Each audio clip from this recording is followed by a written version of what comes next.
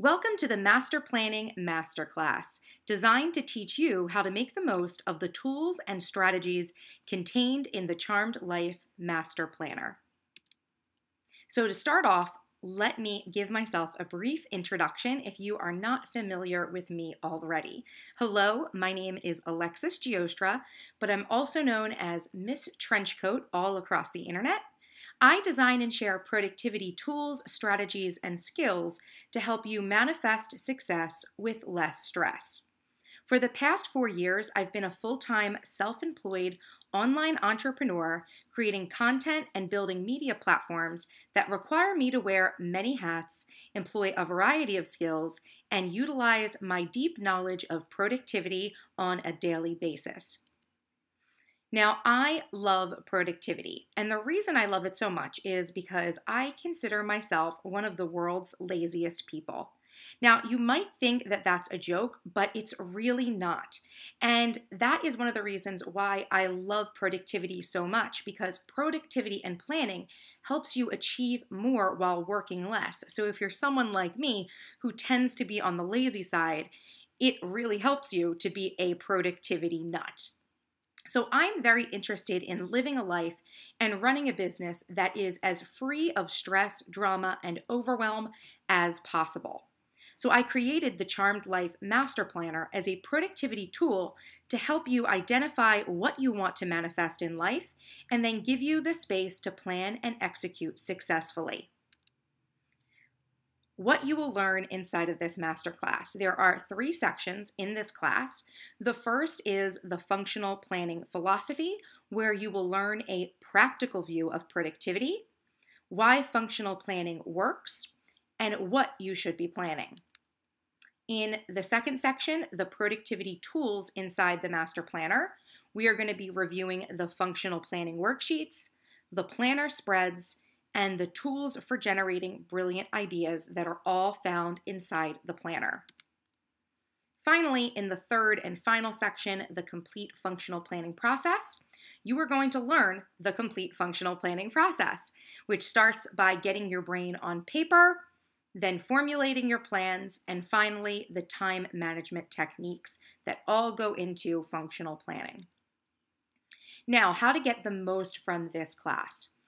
First of all, make sure that you have purchased the Charmed Life Master Planner. For the vast majority of you, I'm sure that's how you found this class because it actually accompanies the planner. But if you, for some reason, have stumbled upon this class and purchased it and you do not already own the Master Planner, I highly suggest you get yourself a Master Planner immediately because it really is the tool that you're going to use to execute on everything that you're learning in today's class.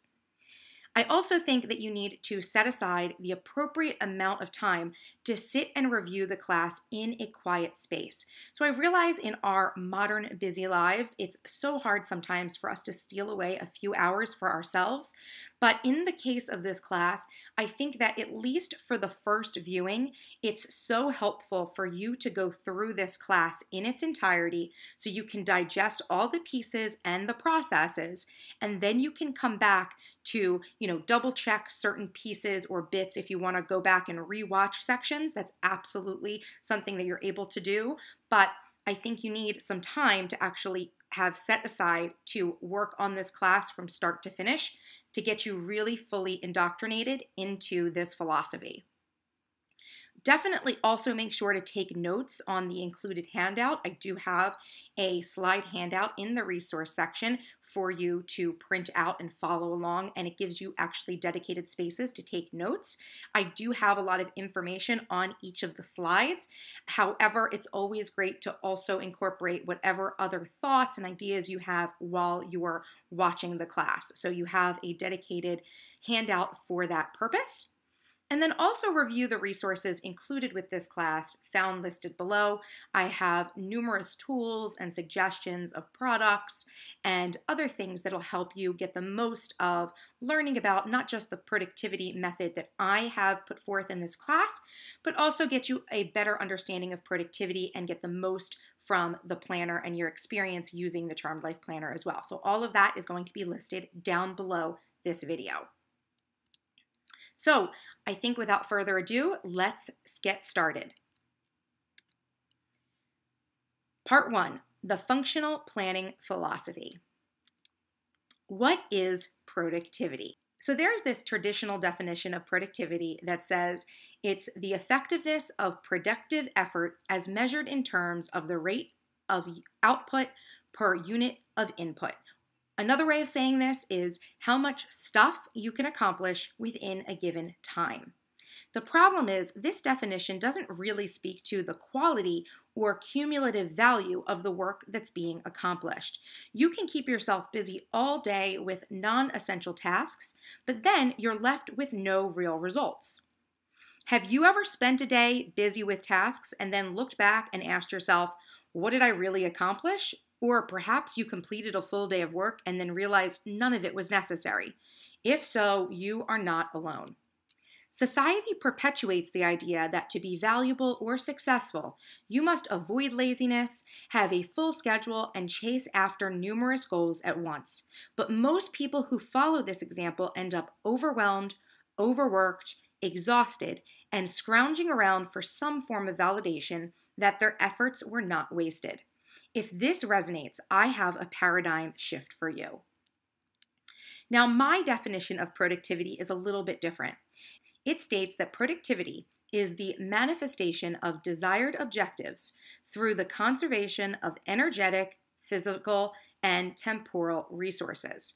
Or another way of saying this is fulfilling a specific outcome with the least amount of resources. So resources in terms of the energy that you're putting into your work, resources in terms of physical resources like materials or money, things like that that are in, the physical realm, or temporal resources, which is just a fancy way of saying time resources. So my definition of productivity is more about fulfilling a specific outcome with the least amount of resources in terms of energy, physical resources, and time as possible. Now, manifestation might sound like a mystical word, but it simply means to make something real. That's what the word manifestation means, right? So that prefix on it, that mani, actually comes from the Latin, which means hands. So this word really just means to make something real, physical, that you can actually touch with your hands. And that's what we want from productivity, isn't it? To have real results for our efforts and not just a transaction of time versus tasks, which is really what I think the traditional definition of productivity speaks to. More of sort of that industrial idea of productivity of, input and time put in and equals input of what has come out. So putting in and seeing what you get out from what you've put in. So I think that's a very mechanical view of productivity, but my view is a little bit more realistic, a little bit more modern. So in order to make this paradigm shift, you need to have clear objectives to execute against. So an organized plan of action and the focus to get the job done. So how to make the productivity paradigm shift a reality for you. So first of all, if you want to make this change from that old way of viewing productivity to the new way of viewing productivity that I'm defining here, the first thing you need to do is to define clear objectives for what you're trying to achieve. So this is going to require you to have an understanding of one's priorities. So you need to understand your priorities in order to define objectives for what you are trying to achieve. If you don't have priorities in order for what you want from your life, for what's important for you in your life, you're not going to have clear objectives for what you're going to want to achieve. Next, you need to formulate organized plans to manifest objectives into reality. So this requires an understanding of the actions that would affect your objectives. So I hope that makes sense, right? That in order to have plans organized to make things real, you need to understand what the actions are that you would even need to take that would be able to affect your objectives. So what would the actual steps be that would help lead you to manifesting a specific result? And finally, focus your actions on a daily basis to achieve those objectives, okay? So this requires an understanding of time management techniques to stay on track with your tasks. So if you don't have an understanding of time management, you're not going to be able to focus your actions on a daily basis so that you actually move forward on the tasks and actions that are going to bring you the results that you're looking for. So the Charmed Life Master Planner is designed to help you with this process, start to finish, by using my process of functional planning. Now, you might be asking, what is functional planning? Simply stated, functional planning is a productivity methodology that integrates the processes of objective setting, project planning, time management, and task execution into a holistic process for generating the habit of success within all desired areas of your life. Functional planning takes the position that success and achievement do not apply solely to professional efforts, but that anyone can achieve their version of success and reach their desired objectives in life. Functional planning is different than most productivity methods because it streamlines many seemingly individual topics for generating success into a single complete process. Within the methodology of functional planning, the planner is seen as the essential tool for productivity, a place where you can get all your ideas down on paper, organize those ideas into plans, and then manage your time to focus against executing on associated tasks.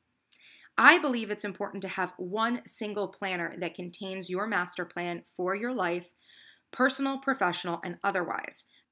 The only exception to this being if you are in a profession where your work must remain sequestered from personal information for confidentiality reasons. So the Charmed Life Master Planner is the single multifunction tool that you can rely on to increase your productivity through functional planning. So in case you're not familiar, this concept of functional planning is actually a term that I coined several years ago. And so I have developed the Charmed Life Master Planner to actually work hand in hand as the productivity tool that will help you execute on this concept of functional planning. So let's talk about the functional planning process. I just want to give you a brief overview of the process in general before we move on. We will be going into this process and how to execute on it later in this class. The first part of the functional planning process is the brain dump. So this is when you write down all the information you're holding on to in your mind. This helps clear your mind so that you're ready to process plans and generate ideas moving forward.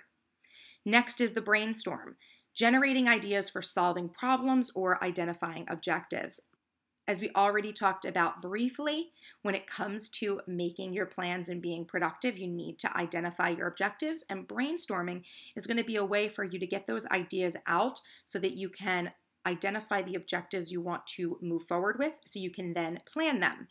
Now, how we plan them is through project planning, organizing an action plan for reaching your objectives. Then we get to monthly planning, which is managing your time and tasks for the month, followed by weekly planning, allocating your time and tasks for the week, and finally, daily planning, focusing your attention on executing on tasks and objectives. So next, let's talk about what to plan, because when it comes to the actual planning portion of the functional planning process, you might be wondering what exactly you should be planning and where to plan it within your planner. So the first thing we're going to be planning is time or events. And there are several categories of events that I will be talking about planning in this class. The first is scheduled events, which are appointments, meetings, vacations, parties, events where time has been blocked off to do something, usually with others, should be marked on the weekly plan. The next category is reoccurring events. So things like paydays, trash days, TV shows, any events that happen often or on a predictable schedule should be marked on the monthly plan. Finally, special days. These are holidays, birthdays, anniversaries. Days that require acknowledgement or preparation should be marked on the monthly plan, and then associated tasks can be listed on monthly task lists. Number 2, we're going to be planning tasks. So the first of these are projects. Multi-step objectives should be organized into a project plan and then allocated onto the monthly tasks list that they belong to. General tasks are non-routine or non-project-based, unscheduled tasks that should be kept on the monthly tasks list. Bills. So expenses for the month like bills, budgets, and payments can be outlined on the monthly expense sheet. And daily tasks, Routine daily living tasks like meals, self-care items, or habits to track, like reading, can be listed on the weekly plan. And finally, the action plan. Now, there are several types of action plans, the first being the weekly 5 projects. And so this is intended for you to focus on no more than 5 individual projects per week within your weekly plan. So I get a lot of questions about the weekly top 5 projects, and that is just the idea that you're going to actually plan on which projects you are going to focus on in a given week. It doesn't have to be a total of 5. It can be 1 to 5, however your plans are allocated and the amount of work you have on your plate at a given time. The next action plan is the daily top 3. It's a list of 3 priority tasks to focus on listed at the top of each day in your weekly plan. And finally, your daily schedule, which can either be a complete task list for the day or an hourly schedule of events in your weekly plan, whichever applies to you. And you can absolutely do a task list and an hourly schedule, or do one or the other on any given day. So you don't have to stick to one type of action plan. You can do either. These are just 2 examples of the ways that you could be outlining your action plans for the day, either based on a timetable or just based on a next action list. Now, if you have questions on what specifically you are going to plan or how to apply those different categories to your life, I have a solution for you. So using the What to Plan checklist included in the resources list below, identify the specific time and events, tasks, and action plans that you use in your planning to reference as you get started with the functional planning process in the Charmed Life Master Planner. So that'll help you to actually see how you normally plan and how you can integrate those types of plans into your planner moving forward. Now, part 2, the productivity tools inside the master planner. So here we're going to actually walk through everything that's inside the planner and how to use it. So the first topic we have here are the functional planning worksheets. So at the start of the master planner, I've included some helpful worksheets and info sheets to help you get started with functional planning. I recommend taking some time to read through and complete the worksheets as soon as possible to get the most of the information contained within. Right now, I will walk you through each and give you some helpful insight and examples for using them to help you get clear on the planning process. So the first worksheet is identifying your priorities. So the first step to functional planning is to understand and acknowledge your individual priorities. Priorities are elements or areas of your life that you deem more important than others. We choose our priorities based on our own values and life situations. But this process is essential in order to achieve a sense of harmony and a feeling that we are in control of our lives. By identifying 3 to 5 areas of our lives as priorities and ranking them by importance, we are better able to manage our time around what is important to us. So there is an open space here at the top of this worksheet where you can actually identify your 3 to 5 priorities. So that's going to be the first step in this process, is to actually list those out, ranking them 1 to 5. Now, you do not have to have 5 total. I would recommend having at least 3. So let's talk briefly about what priorities are. So priorities are defined as the people or institutions that you would set objectives for. So these are going to be specific people or social institutions that you actually have goals against, things that you're setting objectives for. So an example of this list could be number 1, you. And I totally recommend that everybody puts themselves as their first priority. That's actually like one of my rules for functional planning, is to set yourself as your number 1 priority, because if you are not taking care of yourself, there's no way you can actually take care of others. So I'll make it easy for you. Number 1 is you. So another example that you could put on the list would be your family. That's an idea of a social institution that you might set objectives for.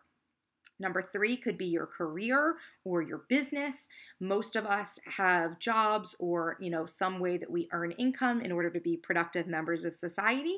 So a career would definitely be like a social and economic institution. Next could be in your education. So if you're someone who goes to school or is someone who likes to prioritize ongoing education in their lives, that's another sort of institution.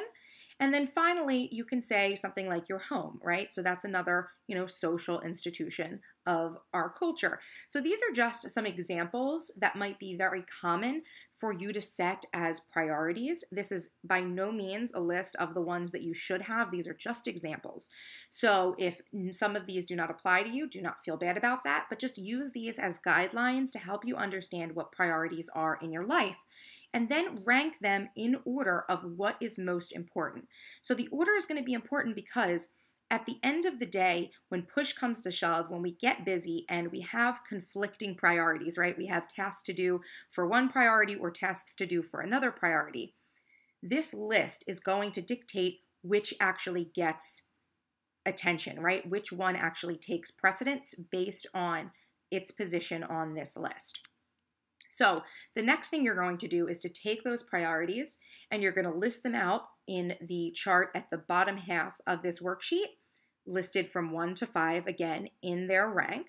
And then for each priority, you're going to assign 1 to 3 tasks for each and the target frequency for how often you will perform those tasks. So let me just read to you the description for this part, which says, now I want you to take each of your priorities and define 1 to 3 specific tasks you will take on a regular basis to ensure you are prioritizing this element of your life. For example, if one of your priorities was family, you may list a weekly family dinner or game night as a non-negotiable task that you will make room for in your schedule in order to ensure that you are nurturing your family as a priority. So that's the idea with this task list, is to actually identify tasks that you could do on a reoccurring basis in order to support an objective that you have for basically putting a priority on this list, right? So I've created a few examples for you here. So let's say that one of your priorities is your home. One of the tasks could be to clean your house. That's the task. Once a week. So that could be the frequency. So that when it comes time to your planning, right, for your weekly planning process, you're going to make sure that you refer back to this list and see, okay, I need to schedule a time to clean my home once a week. So you'll block off time for that as almost like a scheduled event in your calendar. Another example might be for your career. So perhaps you have a task of taking on 1 new client per month. So 1 new client would be the task, per month would be the frequency, right? So depending on your career, you might have different objectives, different things that you might want to do in order to move your career forward or really move forward any of the priorities on this list, to help you prioritize the things in your life that are truly important to you and that you want to make more time for. The next worksheet is establishing routines. So the second step to functional planning is to establish routines to support successful execution of time management and tasks. Routines are organized sequences of fixed actions that are executed regularly or at a specific frequency. Individuals can build routines for any aspect of their life that they want to regularly execute on. For example, an exercise routine or a study routine. Most routines will vary by individual preference. However, there are 2 types of routines that have been shown to yield great results in terms of personal productivity: the morning routine and the evening routine. Essentially, these routines are a sequence of tasks that an individual will perform upon waking and at the close of the day in order to wind down for sleep. The exact tasks that an individual will perform during their morning and evening routines may vary.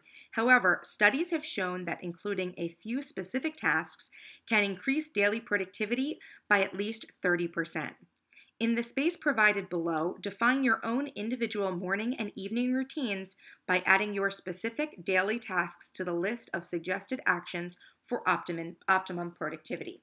So when it comes to the morning routine, the tasks that are already listed are to wake up, make your bed, drink a glass of water, to stretch and or meditate for 15 to 30 minutes, and to ignore gadgets for the first 30 minutes upon waking. So additional tasks that you might want to add to this list, depending on your preference, could be to shower, dress, do your hair and makeup, or eat breakfast. And there are many other things that you could add to this list. It's up to you. But take a look at this list and think about some other things that you might want to incorporate in your morning routine to set your day up for success. Now, when it comes to the evening routine, those actions are to change into comfortable clothing, drink a glass of water before bed, turn off gadgets within an hour of sleep, engage in a relaxing activity like reading, and don't eat anything within 3 to 4 hours of sleep. So some additional tasks that you could do in your evening routine could be to do some gratitude journaling, use essential oils, or put on a nighttime sleep track to help you fall asleep. Again, these are just suggestions, but definitely review this list and generate a few more ideas for what you might want to do as part of your evening routine to help you end your day relaxing and put you into a faster zone to go to sleep. Next, we have the Building Positive Habits info sheet. Aristotle once said, "We are what we repeatedly do. Excellence, therefore, is not an act, but a habit." If the sum of achievement of our lives can be defined by our daily habits alone, it's essential that we strive to build positive habits into our lives and dispose of any negative or harmful habits. If you have ever tried to get rid of a bad habit before, you probably already know that it's not as easy as it seems. So here are some tips for building positive habits and replacing negative ones. So the first tip that I have for you in building positive habits is to identify 1 to 3 bad habits that you have in your life. So these can be just lifestyle related, like smoking, or they could be things that are related to your planning. If you have specific bad habits that you have when it comes to planning, whatever the habits are, just list out 1 to 3 bad habits. And you can list these out on this page if you want to. You could put them on one of the brainstorming sheets at the back of the planner or use a note sheet to identify these habits. Wherever you put it, it doesn't matter. This is just an activity to identify some habits that you might want to work on changing through your planning. So the next thing you're going to do is for each of those bad habits, you want to understand the cue for each. So we talk about this in tip number 2, but a cue is essentially the thing that initiates you to actually do the bad habit. So it's the thing that sort of triggers you to do the bad habit. So you need to understand what actually causes you to do the bad habit instead of doing something that might be more productive or a more positive habit in your life. And then what you're going to need to do is choose a new habit that you are going to do instead of a bad habit. So the idea is that you're actually going to swap out a bad habit for a good habit by understanding the cue that triggers you to do the bad habit and consciously making the effort to do a new habit instead. And of course, you're going to need to keep track of your progress. So you can do that within the weekly plan of your planner by actually listing out habits. And I sort of talk about this, and I talk about how to do this later on in the class. Or you can use the habit tracking worksheet that I've included in the resources down below. So let's walk through a quick example of a bad habit that you might want to swap for a good habit. So one example could be that perhaps you have a bad habit of snacking after you've already eaten dinner. So depending on your situation, let's say that the cue for this habit is that after dinner you watch TV and you are seeing commercials for snacks and you feel like you're getting a little bit hungry and you walk into the kitchen to grab a snack. It's not exactly that you're grabbing a snack that is a bad habit, right? If you're hungry, you absolutely want to honor your body and eat something. But perhaps your snack choice is really what is not optimum, right? So maybe you choose a bad, unhealthy snack. So the new habit that you could institute in place of the bad habit is to have a healthy snack, right? So maybe you can keep some 100-calorie packs of nuts or almonds or a yogurt in your fridge so that when you get up after dinner, when you're watching TV and you get that sort of hunger pain, you can go to your refrigerator and choose a healthy option instead of an unhealthy snack like chips or crackers or whatever else you might be snacking on that isn't as healthy of a choice for you to be having after dinner. So that's just a really simple example of a bad habit that you might want to swap out for a better habit. So definitely use that as an example when you're thinking of the habits in your life and how you would swap them out by understanding the cue and understanding what a better habit would be for you that might be something that you could control. What you grab out of the refrigerator is definitely something you can control. So definitely think about that example as you move forward building positive habits. Now, the next info sheet is about functionally planning your day. So it says your time each day is extremely precious, so it's important that you implement functional planning techniques as you determine your plan of action each day.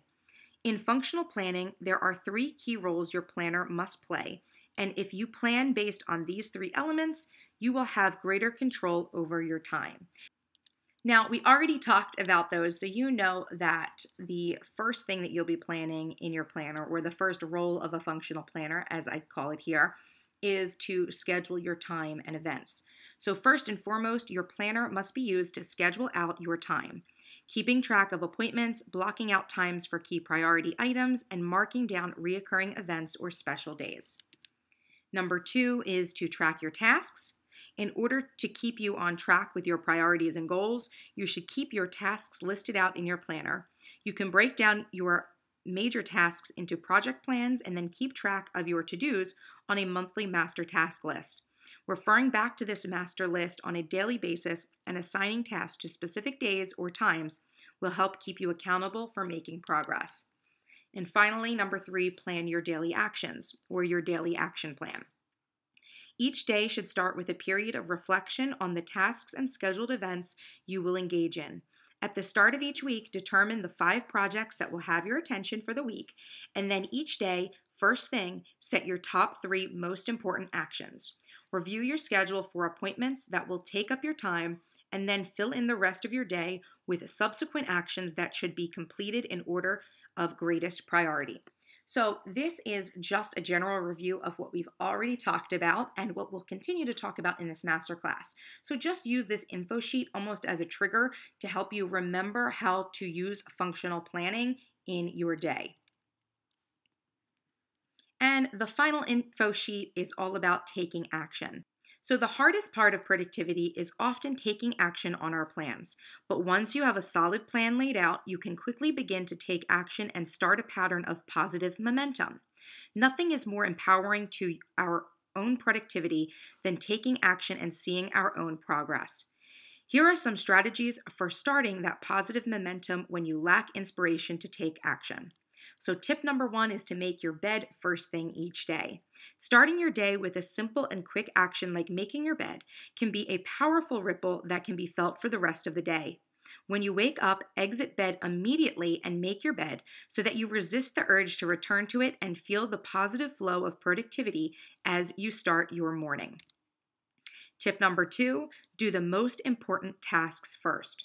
No matter how productive you are, there will always be items on your daily to-do list that you will not accomplish. This is to be expected, so make sure you take care of the most important items for the day as soon as possible.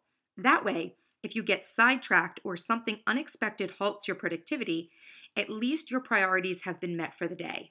I firmly believe that when we take care of the most important priorities first, no matter how much we do or do not get done beyond those items, everything else will fall into place. Tip number 3, bribe yourself. If getting started and taking action on your plans is hard for you, it may be important for you to bribe yourself. Set a reward for yourself if you accomplish your priorities for the day. Eventually, through practice, you will gain a sense of self-confidence that will become its own reward, and you will not need to bribe yourself any longer. Tip number 4, set a timer. For some of us, the pressure of a deadline stirs us to action.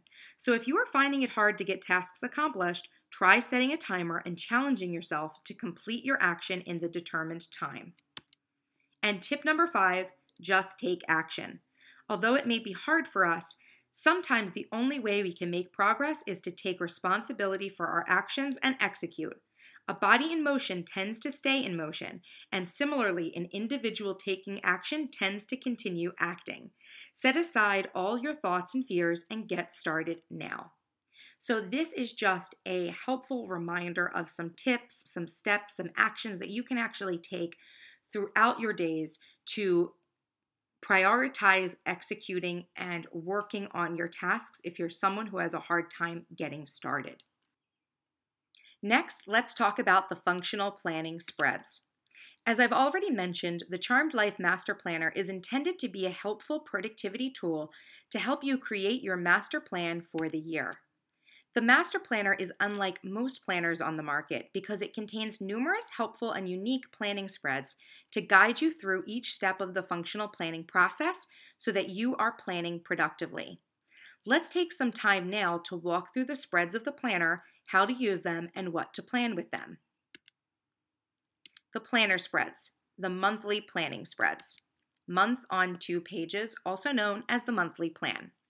This is used for a high-level view of your month. So getting really this general overview of the important scheduled events that you have going on and priorities that might fall across your weeks. You're going to use this for scheduled, reoccurring, and special events, as well as identifying weekly priorities in the This Week column. You'll notice that instead of a notes column, this planner has a This Week column with 3 checkboxes where you're going to be able to look at your plans for the month and identify 3 priorities or projects that are going to have your focus for that given week. The next spreads in monthly planning are the monthly task list. So this is a master monthly task list where you are going to list out all your tasks for the month. So within functional planning, instead of having numerous lists for categories or by context of the tasks that you need to accomplish, you are going to actually create a monthly task list where you're actually going to list out everything that you expect to do in a given month or has been scheduled to get done in a given month. This is also where you're going to be able to track project-related tasks. So no matter how many project lists you have in your project planning section, you'll always have that current list of the actions that you need to be working on within a given month across all of your projects. And finally, this is also the space that you're going to list out any other general tasks that come and pop up through your week. Most of what we work on in our days is not necessarily related to projects that we have set out for ourselves. A lot of the things are just sort of individual items or reoccurring items that we are frequently working on week over week or month over month. So this is where you're going to keep all of those tasks listed out. The next monthly planning spread we've got is the monthly expense sheet. And this is used for, number one, creating a budget. So if you're someone who has budgets or needs to establish a budget in their life, either overall for all of their spending or within a specific topic within your life, this monthly expense sheet is going to help you do it. So I would recommend tracking your bills and expenses by sort of outlining those on this sheet ahead of time for your month and keeping track of those as they come in. And then noting expected payments. So if you have one-off payments that you have to make or you receive any payments in, then you can list those as well on this monthly expense sheet. You can keep an eye on how your budget is doing for the month. The next planner spreads are the weekly planning spreads, which are also known as the weekly plan. They are a vertical week on 2 pages spread. So these are used for you to identify those daily top 3, that action plan that we already mentioned. On the top of each of the columns for the days, you have 3 checkboxes that you can use to identify the individual tasks, the 3 individual tasks that are most important for your day. Now you also have room to use in that lined section to list out your daily tasks that are extra, things that are above and beyond those 3 focused daily top 3 items, or you can create a daily schedule. So like I already mentioned earlier when we were talking about the daily plan of action, This list here is perfect for you to either create a task list or a daily schedule. So there are no times written in here, but you can very easily write down times depending on, when you wake up in the morning, when you tend to go to sleep. Create like a 16-hour schedule for yourself where you can actually map out what you're doing for every hour or every block of time in your day. However you want to do that, that's where you can actually create your daily plan of action. And then in the open blank boxes at the bottom of each day, these are great places for you to actually track sort of weekly items down by their categories. So things like tracking habits, like we already mentioned, those habits that you're working on changing or swapping out. A great thing to do would be to write those in one of the boxes and sort of keep track of your progress throughout the week. You can also list out your meals, like your dinners, in one of the boxes so that you always know what your meal plan is for the week, and any other daily tasks that you might be doing throughout the week that maybe occur multiple times a week. That's a great place to put those. Or what you can do is use the blank spaces at the bottom of this planner spread to note your evening, right? So a lot of times people use this, the top of the planner to focus in on their top 3, the body with the lines to, make their to-do list for the day or make a schedule for the day. And then they use the blank space at the bottom to sort of plan out what they're going to be doing in the evenings. However you want to use this spread, it's up to you, but that is what this spread is intended for and can be very helpful for you to organize not just your daily action plan, but also organize information that spans the week as well. Next, we have the project planning spreads. And so the first spread that you have is that yearly project tracker. So this is used for project management purposes to help you get a high-level view of all the projects that you want to work on throughout the year. So you're going to use this to track the time frames for projects. As you can see, the boxes on this spread are broken into short-term, mid-term, and long-term projects. So you have 12 boxes for short-term projects, which are defined as projects that take a month or less. And there's 12 boxes because this is going to span an entire year, depending on the month that you start using this planner. You have 4 midterm boxes, which are for mid-length projects, 1 to 3 months each, so about a quarter each. And then you've got 2 boxes each for long-term projects, which can take, 3 to 6 months or more to complete. So depending on the length of time each of your projects takes, you're going to assign them to a box, and you'll assign them to the box that applies to the time frame that you're actually going to be working on the project. Now, this is going to help you balance your workload towards your objectives, because even if you have a lot of projects that you want to complete in a year, it's not going to be feasible to put them all in the first month or the first quarter or the first half of the year. So you're going to want to make sure that you spread out and balance when you are working on specific projects to give you the greatest chance of success by managing your workload. So that's the purpose of this yearly project tracker. And all you need to do here is write in the title or the name of the project where it applies. The next project planning spread we have is the project plan with notes. So this is used for organizing objectives into action plans. So again, when you are wondering what am I going to be planning? How am I going to be moving towards my own personal idea of success in my life? That's going to come from developing projects that you are going to work on that will be either self-motivated, things that you've decided you want to work on, or these can be things that are work-related. Perhaps you're using your planner for your work as well, and it's going to be something that you'll use to map out your projects for work as well. So this is a plan to organize the objectives, either personal objectives or work objectives or home objectives, into a very organized plan of action. This is also great for tracking related tasks, right? So a project plan is just an organized plan of action of related tasks, right? Tasks that are related to having a specific outcome met. So I think that you should create a project plan for anything that is a multi-step process that's beyond like 2 or 3 tasks. If you have something to do that's just takes 2 or 3 steps to complete, maybe you don't need to put together an entire project plan, But for a lot of things in life, a lot of unexpected things in life, really, there tends to be a lot of more steps than we initially think, right? So using a project plan is just a great way to organize related tasks and to keep track of them. This is also great for referencing key project information. You do have a full page for notes where you can actually map out other information that has to do with your project and the tasks that are related to it. So this becomes really a point of reference for you when it comes to working on a specific objective or working on a specific project that you have in your life. All the information is here. It's almost like a one glance sort of overview for what you're trying to achieve and how you're going to get there and your ideas associated with it. So the next planner spreads are the tools for generating brilliant ideas. So we have first the brain dump and organize and act spread. So this is used for getting your plans on paper, really taking everything that is in your mind and getting it on paper so that you can process it. So the process of doing a brain dump is really intended for clearing your mind to prepare it for processing ideas and information. A lot of times we hold a lot of information in our minds thinking that we'll remember it or we'll work on things later.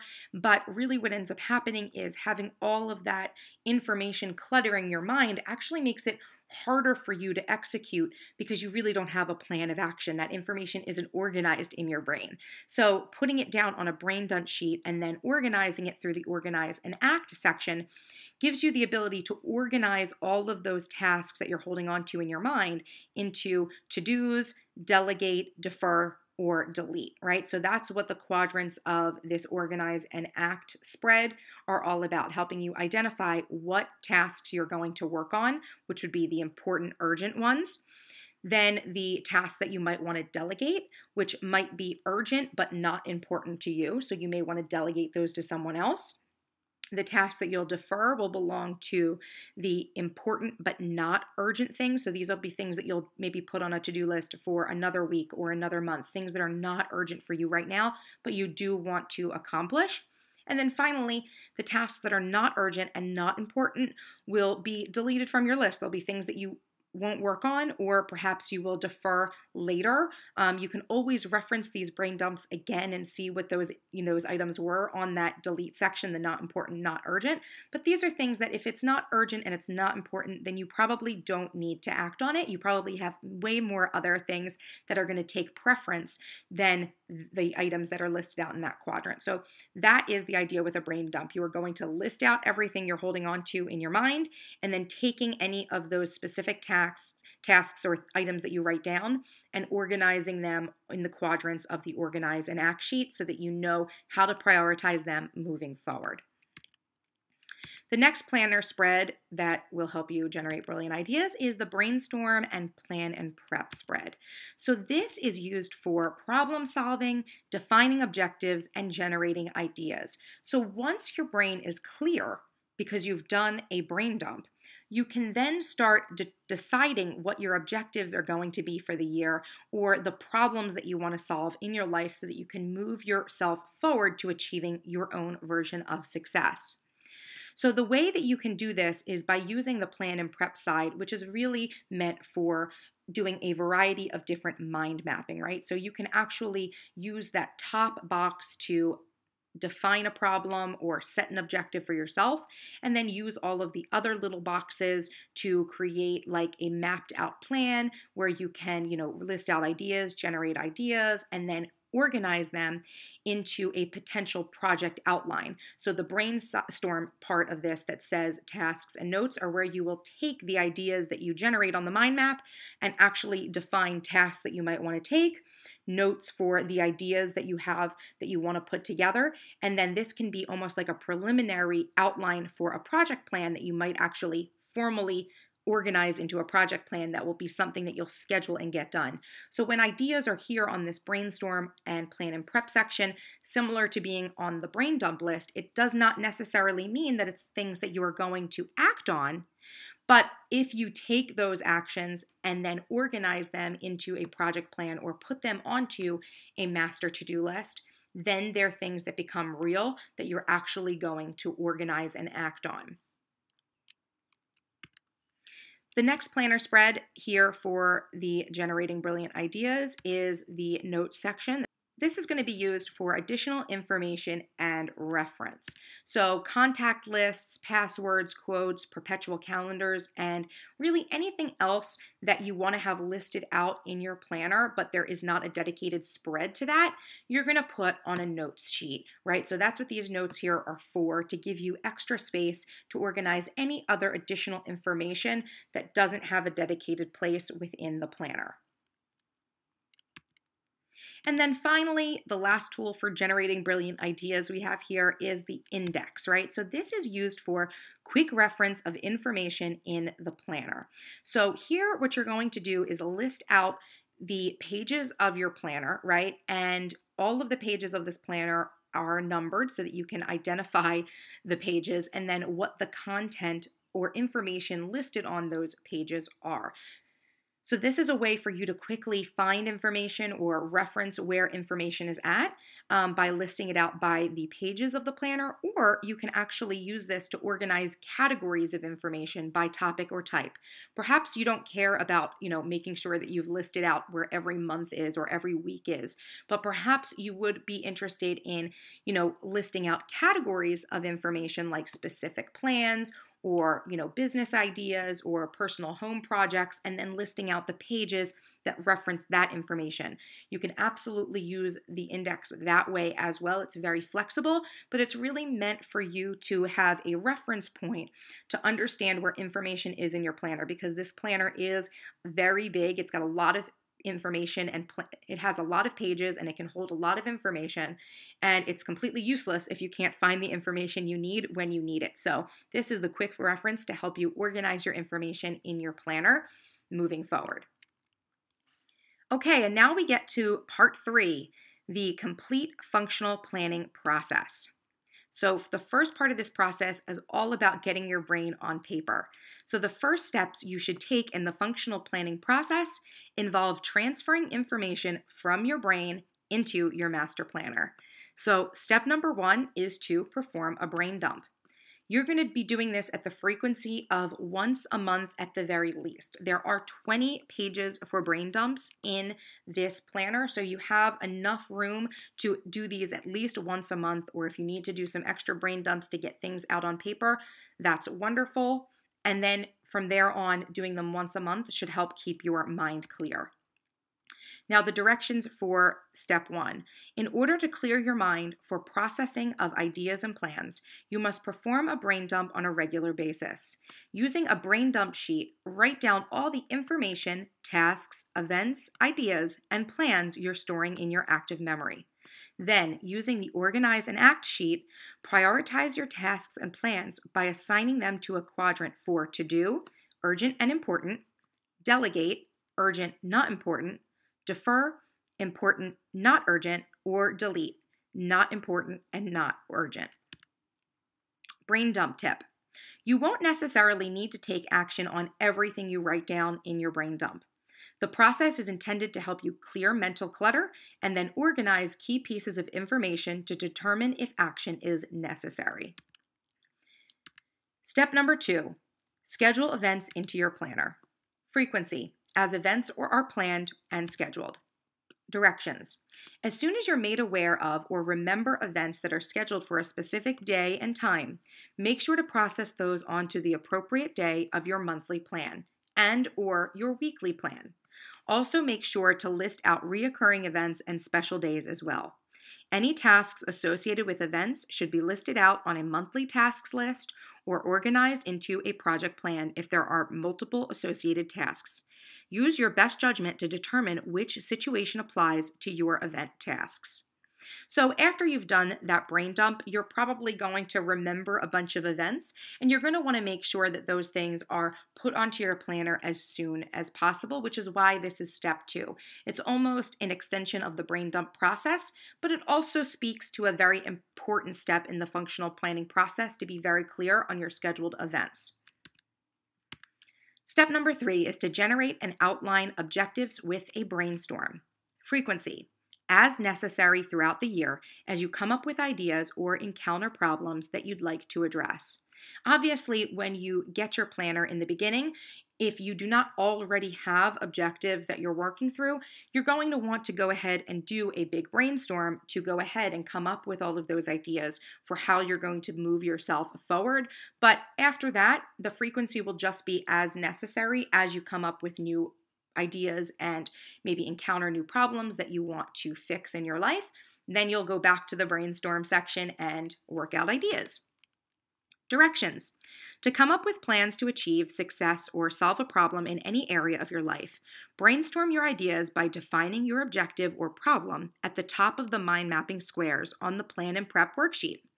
Then use the squares to map out categories to break your objective into, or outline a sequence of steps that will help you get from where you are currently to where you would like to be ideally. Once you have enough ideas generated, identify key tasks to list out on the brainstorm side of the worksheet, and make note of your process or additional ideas or considerations to help you form a possible project to reach your desired outcome. Keep in mind, you may not want to act on all the ideas that you generate, and that's all right. It's up to you to determine what objectives you want to achieve based on your life and situation. Brainstorm tip. When you are trying to find a solution for a problem or developing a plan for reaching a specific objective, consider reverse engineering the plan by focusing on what the end result is and working backwards step by step. Ask yourself what would happen right before this step is reached that would cause it. Keep working backwards step by step until you reach your current situation. Formulating plans. The next set of steps you will take in the functional planning process involve creating well-organized project plans that you can accomplish on a timeline to ensure you are moving forward with completing your objectives. Step number 4, organizing your projects into a project plan. Frequency, as necessary when you decide on new projects to execute on. Directions. Once you have an objective outlined that you would like to turn into a project, you can organize all relevant information onto a project plan worksheet.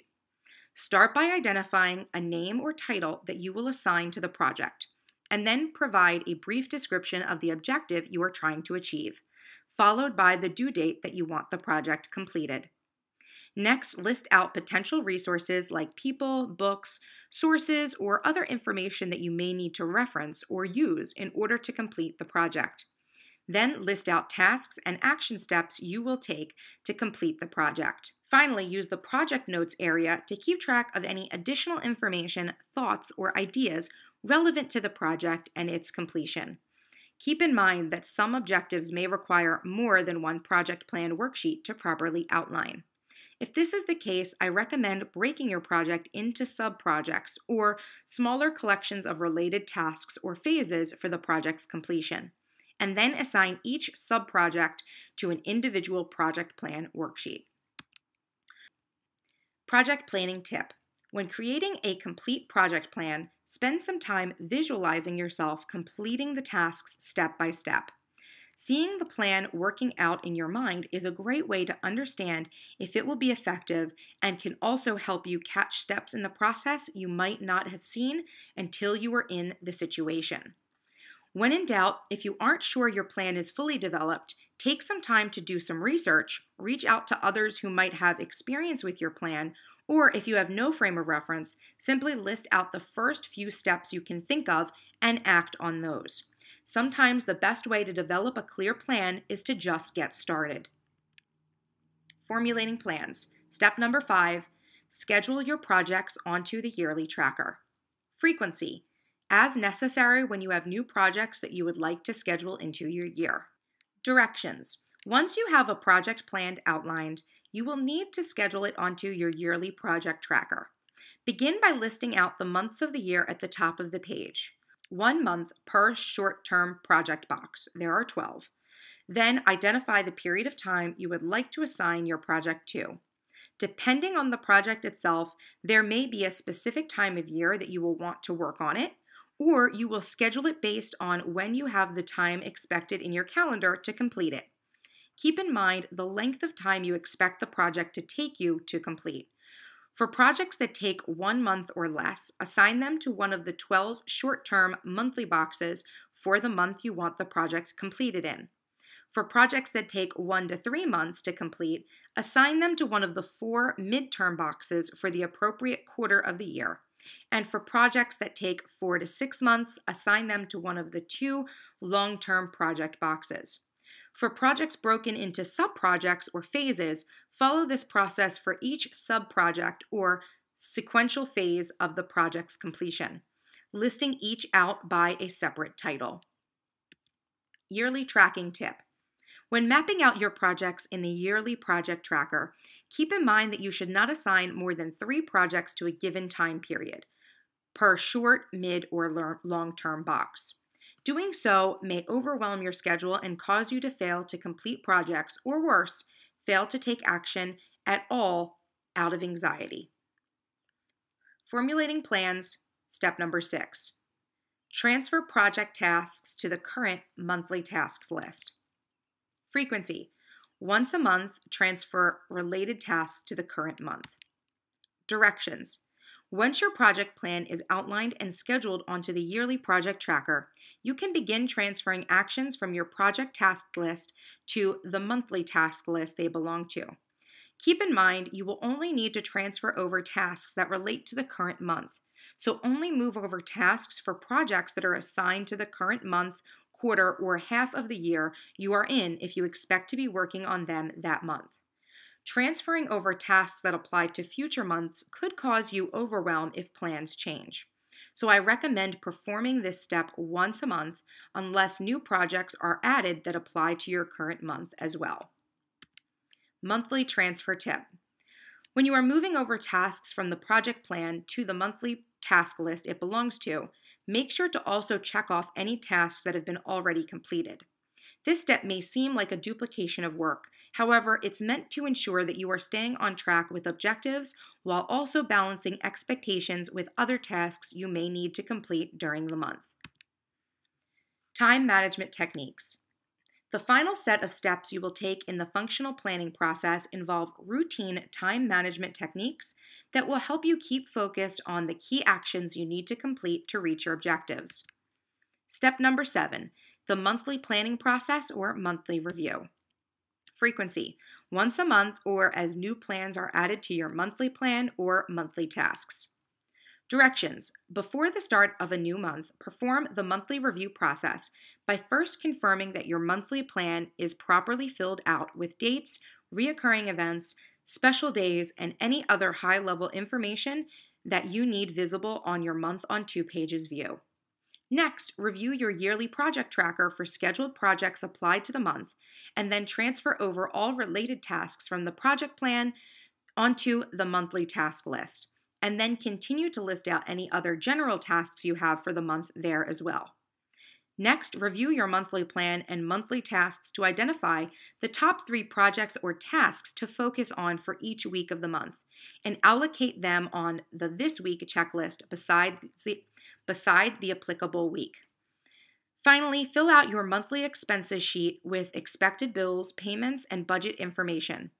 Continue to edit this information throughout the month to ensure your monthly plan, monthly tasks, and monthly expenses reflect the most current information. Monthly planning tip.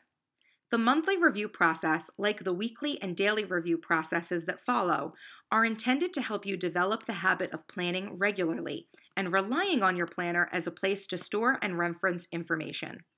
It's important that you keep your planner with you whenever you expect to be working on plans or objectives.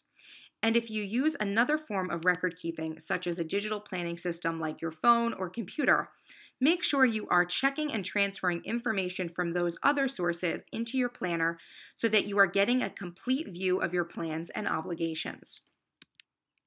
Time management techniques, step number 8, the weekly planning process or weekly review. Frequency, once a week or as new plans are added to your weekly plan.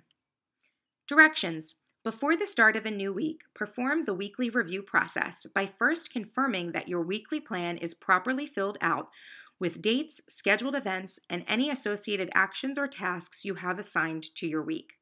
Next, review your monthly plan and transfer the top 3 weekly priority tasks or projects for your current week if they are not already listed, and transfer any tasks from the monthly task list to your weekly plan as well.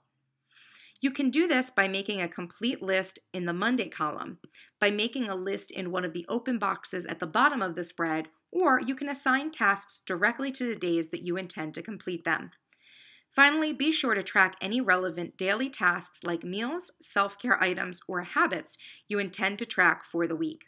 I recommend assigning those to a blank box at the bottom of the columns to keep them separate from your other tasks and scheduled items. Weekly planning tip. During the week as you work, I recommend keeping your planner open on your desk or with you throughout your day so that it triggers you to reference it for tasks and to add information to it as necessary. Remember, your planner is not intended to keep you busy with tasks. Instead, it is intended to help you make a clear plan to quickly execute on necessary actions. To avoid overwhelm, make sure to leave room in your weekly plans for white space or buffer time that you can use as time to rest from work or to pad your schedule in case tasks or meetings exceed expectations. Time management techniques, step number 9, the daily planning process or daily review. Frequency, once a day, either the evening before for the next day or the morning of the current day. Directions, before the start of a new day or the morning of, perform the daily review process by first reviewing your schedule of events for the day to confirm any appointments, and then by reviewing your task list to identify your top 3 tasks for the day. Assign them to the checkboxes at the top of your daily column to create focus for your day. Use the remaining lined sections to create an hourly schedule or a daily task list, whichever you prefer. Use the open boxes at the bottom of the spread to organize additional information or map out your evening plans. Daily planning tip.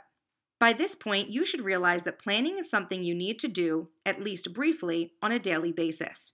It does not need to take very long, just a few minutes each morning to set your plan for the day, and then brief moments throughout your day to confirm, add, or delete items.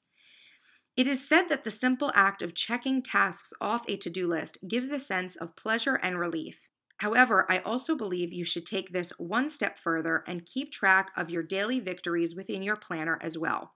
So don't focus only on listing out tasks you need to accomplish, but also track things that you are proud of, so your planner becomes a tool of motivation and inspiration as well as productivity. And that's all, folks. I hope you enjoyed this class and it helps you to learn how to create your own master plan for your life using the Charmed Life Master Planner. Want more productivity? I've suggested a list of other products that complement this masterclass in the resources below, so make sure to check those out. You can also subscribe to my YouTube channel, which is youtube.com/MissTrenchcoat, if you would like weekly videos on productivity and planning. Follow me on Instagram at MissTrenchcoat for more of the behind the scenes of my productivity, life, and business. And check my blog for updates and extra content at www.strangecharmed.com. Thank you so much for joining me for the Master Planning Masterclass, and happy planning!